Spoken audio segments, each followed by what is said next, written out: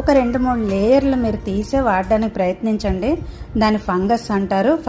ఆ ఫంగస్ ఒంటికి మంచిది కాదండి, అది మన ఒంటికి చెడుపు చేస్తుంది అంటారు. అందుకని మీరు పెద్ద ఉల్లిపాయ ఇంత తీసేయాలని అనుకోకుండా ఒక లేయర్ తీస్తే తప్పేమీ లేదండి. అందులో ఒక లేయర్ అంతా తీసేసి అప్పుడు కట్ చేయడానికి ప్రయత్నించండి. ఇప్పుడు ఆయిల్ హీట్ ఎక్కిపోయాక నేను ఉల్లిపాయలు అయితే వేపేసుకుంటున్నానండి.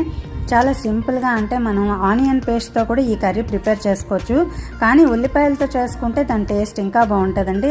అంటే ఆనియన్ పేస్ట్ కన్నా ఉల్లిపాయతో చేసుకుంటే ట్రై చేయండి, దీనికి బాగుంటుంది. అంటే ఏమి వేయక్కర్లేదు, జస్ట్ అల్లం వెల్లుల్లిపాయలు ఉల్లిపాయలు వేసి ఉప్పు కారం పసుపు వేసుకుని దీన్ని చేసుకుంటే చాలా హెల్తీగా ఉంటుందండి, టేస్టీగా ఉంటుంది.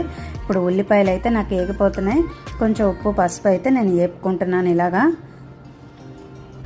చాలా హెల్తీ అండి, ప్రోటీనైజ్డ్ ఫుడ్. ఎక్కువ మనం శ్రమ పడకుండానే మన హెల్త్కి దీనికి మనకి చాలా